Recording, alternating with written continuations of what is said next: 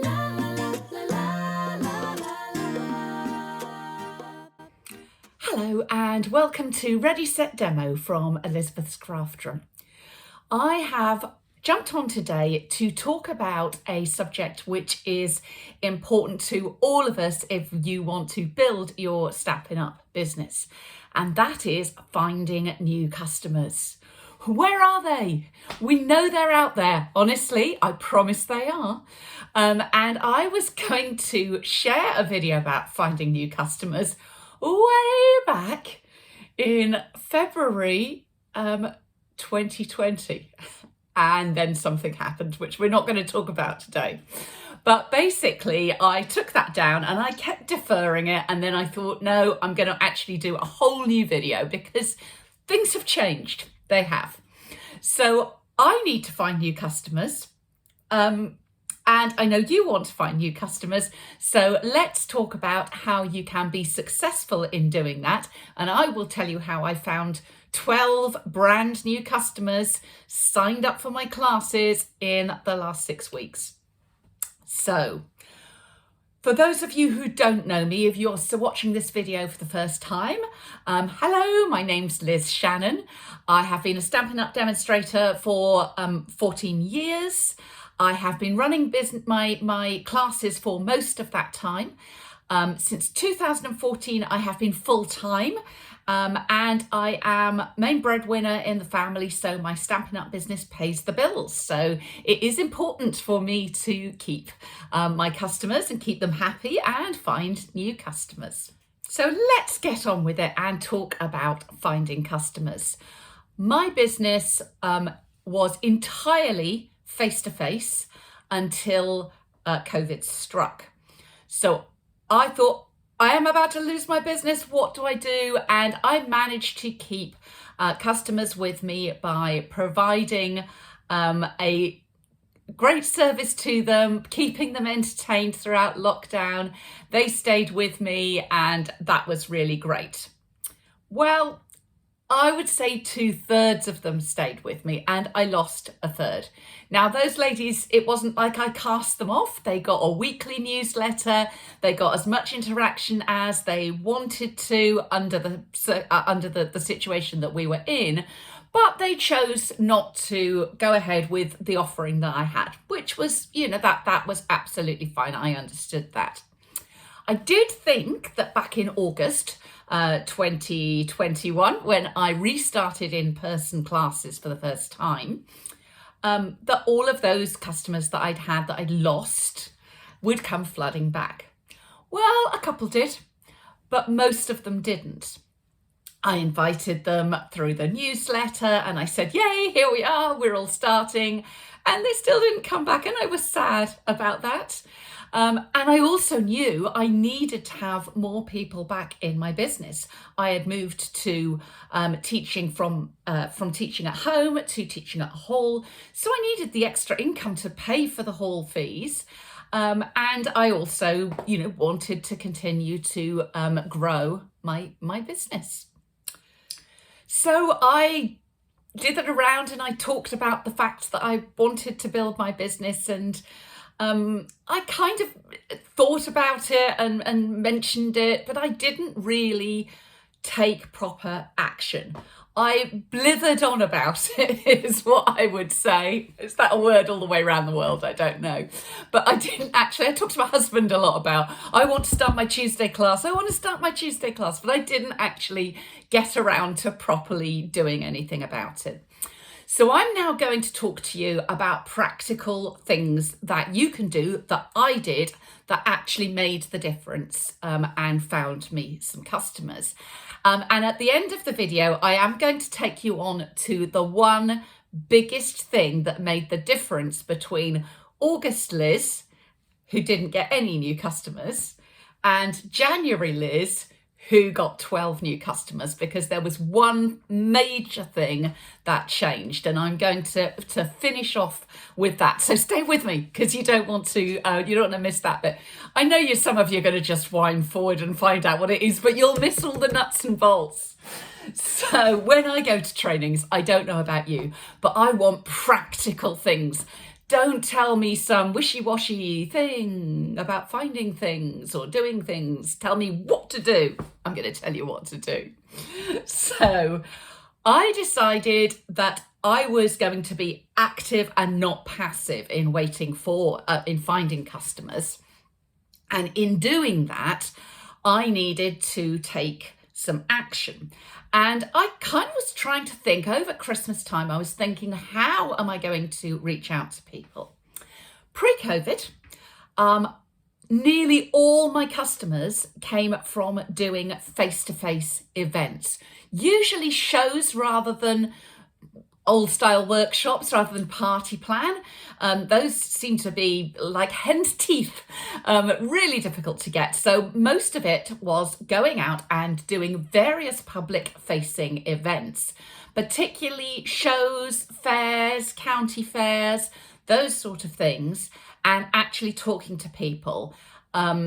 This has been the most effective way.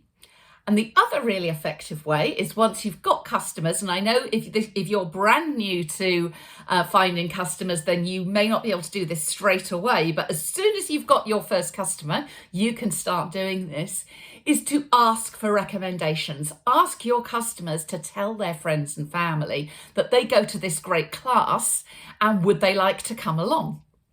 So that has been my main two ways of getting customers, and I've absolutely built my business on that.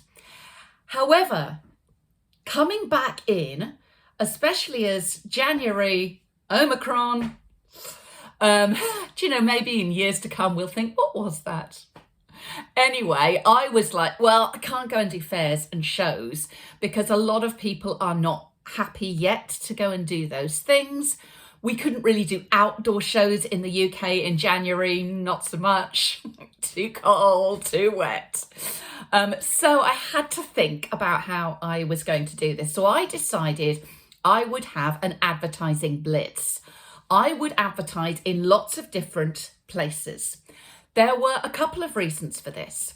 The first one is that when you perceive advertising, and there have been lots of research around this, when you receive advertising, you see something, you often need to see it multiple times before you will take an action.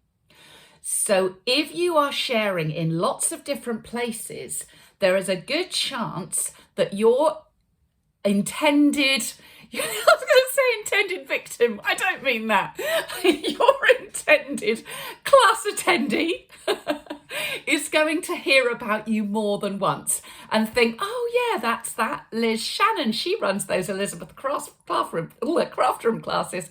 I would like to go and give that a try. So doing lots of different advertising all at once, that's one really good reason for it. The other reason was to be able to share my results with my team. Some of this is paid advertising, some of it is free. I was wondering, am I going to get the best result from where I spend the most money? Hint, it wasn't. But I would see where these people were coming from, and then I could say to my team, right, here's what worked for me. You can then take your pick and see what out of all of this works for you. The next thing you want to do when you're finding new customers or anything that you are trying to promote within your business is to be very focused on the outcome. Now, this is important as well at events. And if you want to see more about doing face-to-face shows and events and vendor fairs, I've got a whole other video on that, and I will actually link that below. So I'm not going to go into huge detail on shows because I've already talked about that, and some of you have already heard that. But have a look if you're interested in advertising in that way. Have a look at that. But when you're focusing on your outcome, that is for any way that you are advertising and sharing. So what is it that you're trying to get? Are you trying to build your team? So is your perfect person that you are reaching out to in your advertising a new team member? Is he or she a class attendee? Is he or she going to want to come at a certain time of day? Now, this is quite an important thing because you're going to reach out, whether it be a person in writing, on an advertisement, on a flyer, you're going to actually have your voice coming across and reaching out to that person. Now, to give you an example, I teach daytime classes. So I want people who can come in the daytime. So I'm not reaching out to the working population or the young mums with kids who are with their kids all day. I'm not reaching out to those people because I can't serve them. Some of my team are doing evening classes. So they are reaching out to some of those people and saying, come and have a chilled out time, come and have a bit of me time away from the kids.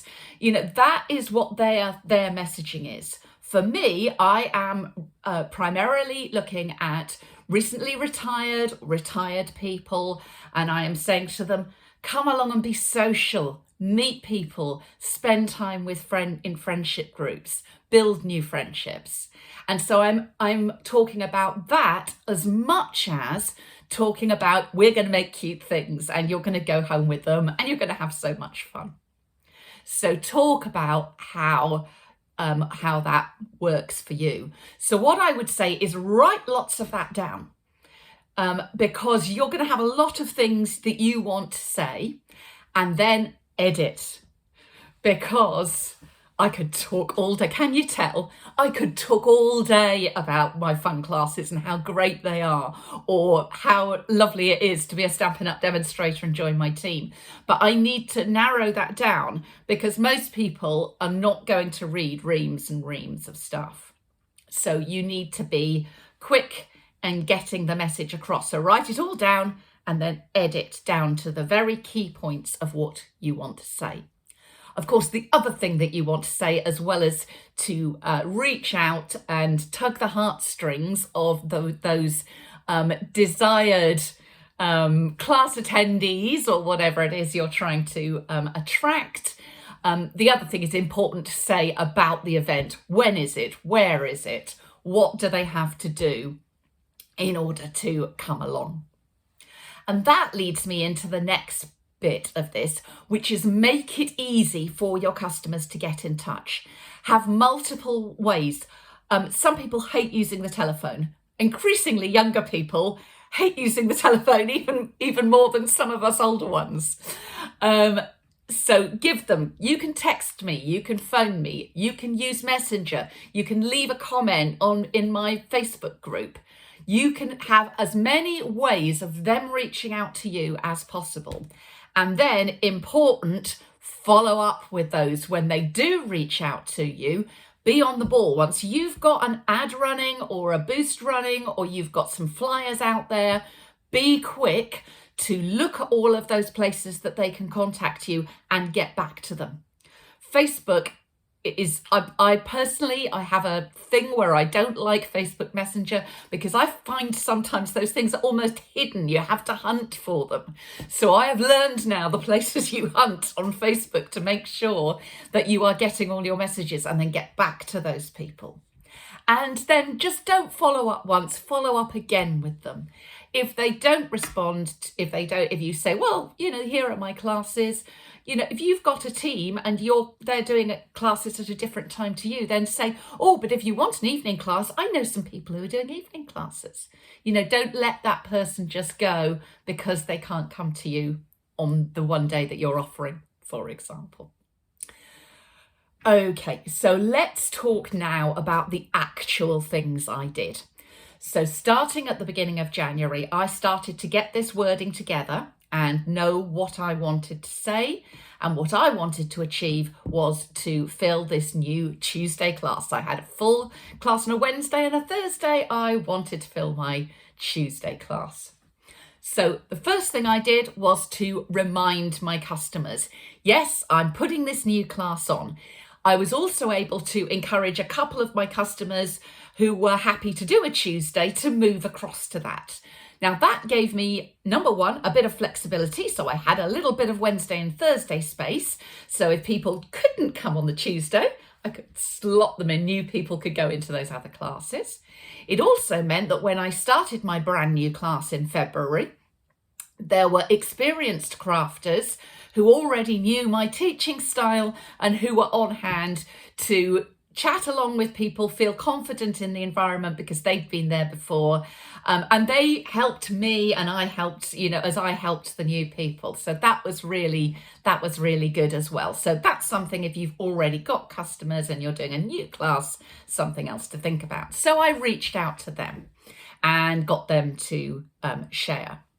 I also went back again to those ladies who said, see you on the other side, and then didn't come back after we resumed classes. And I wondered whether some of them may feel a little bit embarrassed to come back. Some of them may have changed and taken up a new hobby or changed job or moved or anything.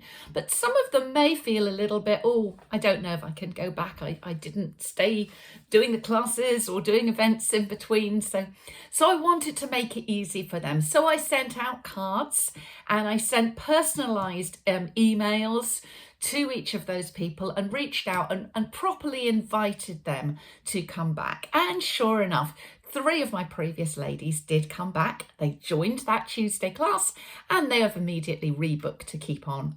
And I am delighted to see their smiley faces, even under a mask, because we're still doing masks at the moment. But I was delighted to see their smiley eyes and have them back. So that was really nice to welcome those ladies back.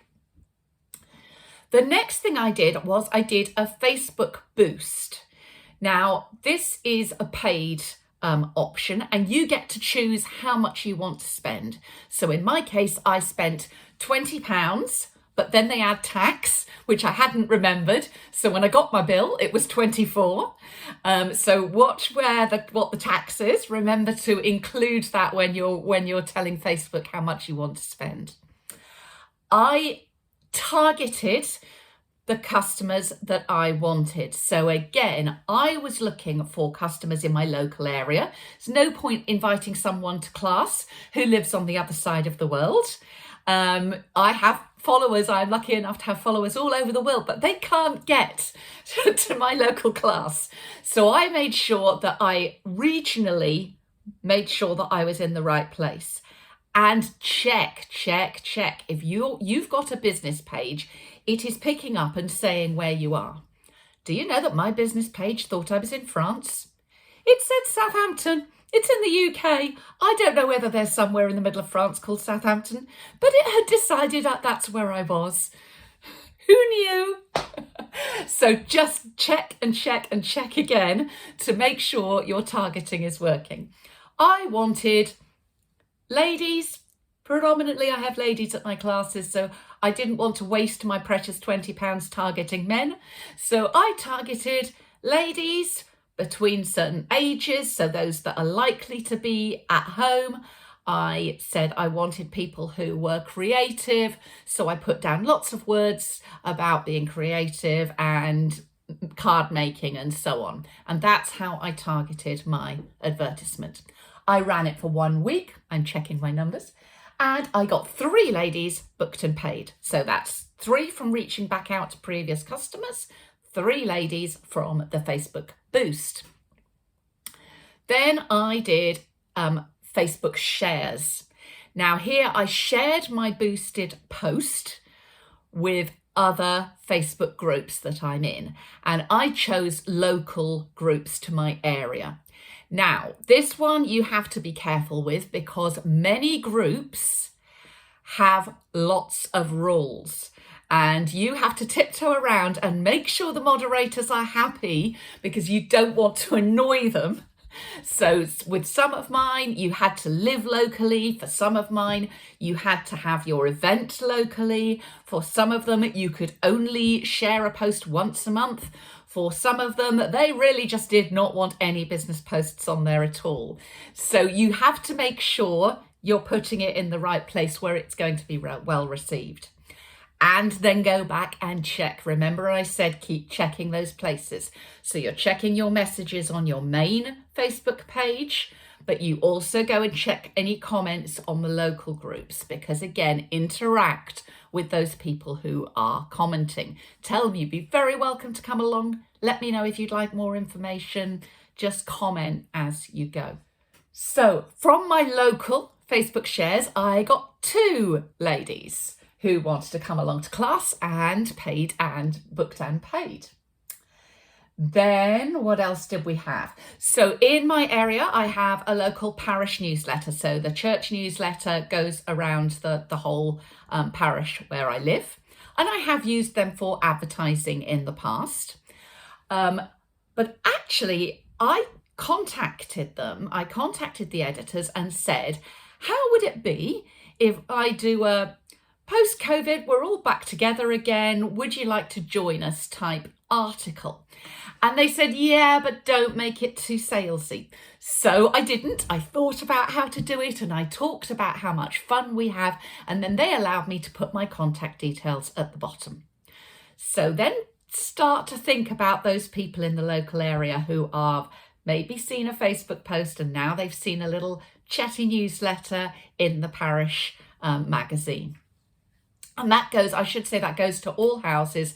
It's not just going to a church group, although you may have one that does that. In this area, it goes to all houses in the parish. So I had one lady who contacted me and she just moved to the parish and wanted to make friends. So that was great. And she is coming along to classes. She's come to her first one and she's booked for her second class. So then I've also got an ad going into the parish newsletter, and that is going out at the end of this month. I missed my cut-off date for January. They changed the dates. So that's going at the end of this month. And I've paid £40 for that, for a half-page advertisement. In the past, I have got a couple of people sometimes from those advertisements. But again, it's the same audience who is getting another chance to come and get in touch with me and see what it's all about. Flyers. Now, this is something I have done in the past where I have printed my own flyers, or I've had flyers made professionally, and then I have gone out and delivered them. Generally, you expect to get about 1% response from flyers. And in the past, I've got about 1 to 2%. So that's, I am happy with that. If I put 100 flyers through people's letterboxes and one person comes back to me, that's good. I got some exercise. I got my message out there and I got a customer. But got dodgy knees at the moment. Oh, my knees. So I couldn't do that. So what I did instead was I looked online and I found a local leaflet distributor, and I paid to have, he would only do a minimum of 3,000 leaflets. So I had to have some extra leaflets printed and I paid.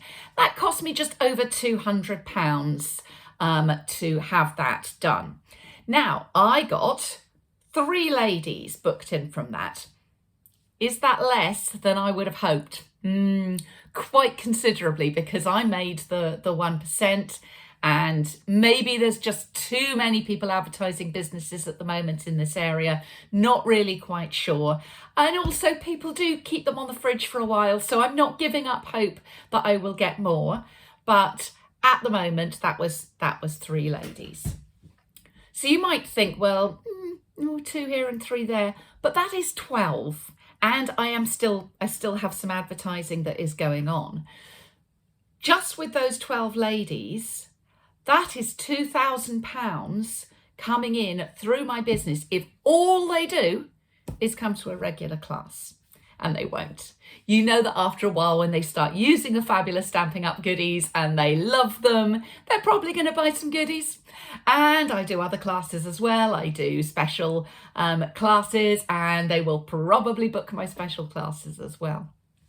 So that will help me build my business. It covers my hall costs to have those 12 ladies into that class.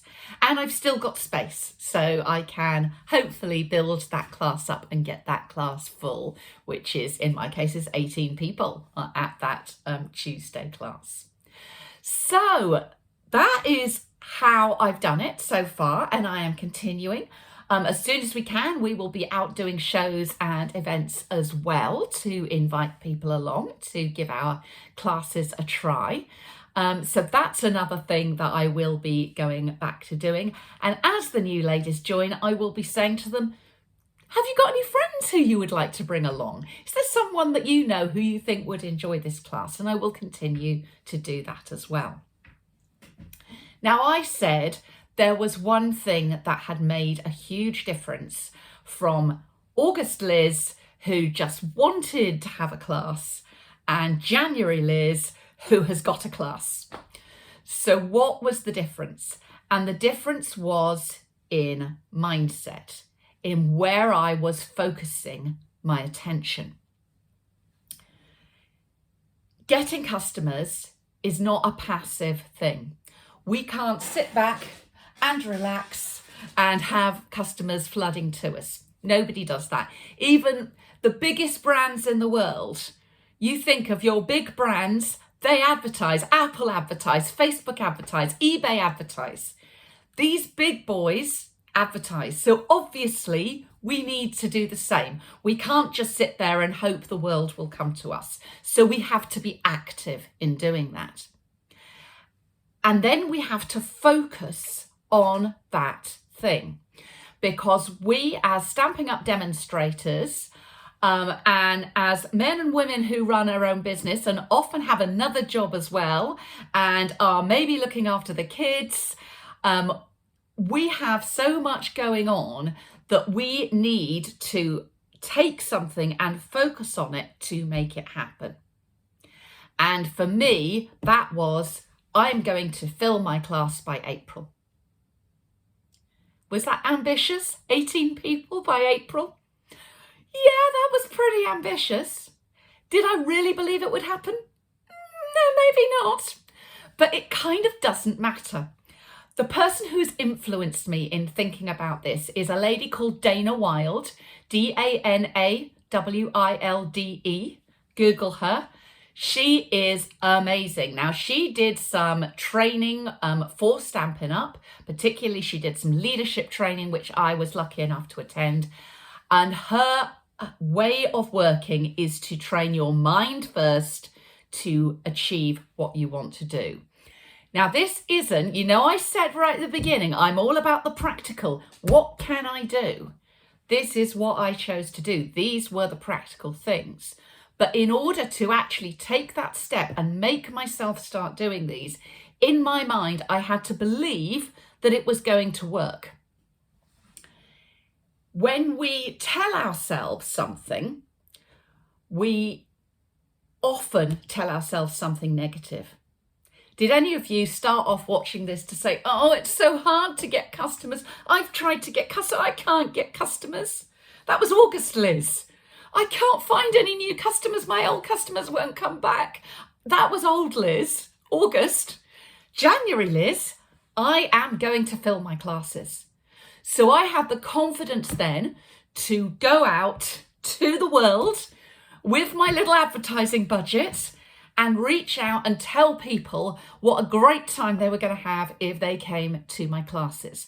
I believe they will have a great time. I know they will enjoy it. They will laugh. They will have fun with the other ladies and enjoy themselves. So why wouldn't I do that? Why don't I believe that? I do believe it. I do believe it. Did I believe I could find 12 customers or 18 customers? No, but I still kept telling myself, I am going to fill my classes. I am going to fill my Tuesday class by April. I still haven't done it yet. I am going to do it. And I put notices around the house. My husband laughed. It doesn't matter. I put notices around the house saying that that's what I was going to do. He's not laughing now. He's not laughing now. It helps to get your mind thinking about what you want to do, to focus on it, to believe in it. Because if I didn't believe that I could get people signed up for my classes, I would not have taken the action that I took. Does that make sense?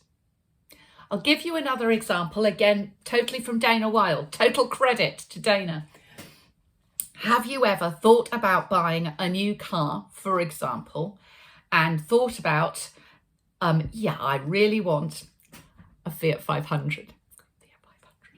I just got one last year, and as soon as we were talking about it, and my husband was saying, well, I thought it was going to be my retirement car, but I really, really want one. And then everywhere we went, Fiat 500s, and then I decided I wanted a mint green one. Mint macaron it is. And I decided I wanted a mint green one. And so everywhere I went, I saw the mint coloured Fiat 500s. If you tell your brain the thing you want, you are more likely to see it everywhere you go. So when I went onto a Facebook page, I thought, oh, this is somewhere else I could advertise. It opens you up to thinking, oh, hang on a minute, instead of just doing a paid advert in the Village News, maybe I go and ask them whether I can do an article. I wouldn't have thought about that because it wasn't in my brain. It was just a vague, I want another class, please give me one. Does that make sense? I know some of you are thinking, she's nuts, don't believe it. I don't believe it. But I'm going to say to you, try it. Try it. You need to say it to yourself numerous times a day, hence why it's all over the place. Do it in funny voices. Say it to the cat or the dog. Don't worry when your husband laughs at you. That's okay too. Say it to yourself. It's a mantra. She calls it a mantra. I'm not a kind of a mantra girl, but it worked. It made me go from, I can't do it, Liz, to I'm going to do it, Liz. I'm going to get 18 customers. I've got 12 so far. I'll let you know how I get on. And yeah, it's that is what it was. That was the difference, was deciding that I could do it. And you can do it too. Absolutely. I believe in you. Now it's time for you to believe in you and go and find those customers. If you're not already on my Ready Set Demo mailing list, have a little look below. If you're watching this on YouTube, there is a link to Ready Set Demo, and there is also a link to sign up for my mailing list. If you would like to do that, you are very welcome. I only send out about usually never more than 2 a month. Sometimes it can be a couple of months. I only contact you if I've got something good to say. So I'm not going to be inundating your inbox. Don't worry about that. The other thing that I do, because I do this to help other demonstrators, so I've got other trainings on there. I did mention the one about events, so I will link that one as well. So I also have free trainings, and I also have classes which you can teach. Those are for a small fee, but everything is worked out for you. Saves lots and lots of time, and I can't tell you how many lovely testimonials I've had from you saying how much they have helped you in your business. So those are also available if you are interested. Thanks for visiting Ready Set Demo from Elizabeth's Craft Room. I am sending out the vibes to you. If you want customers, I am sending them out to you. You can do it. Remember, you're going to say it. I am going to find X new customers. Give it a number. I'm going to find 3 new customers this month. I'm going to fill this class. You can do it. I believe in you. Take care, lovely demo friends. Bye.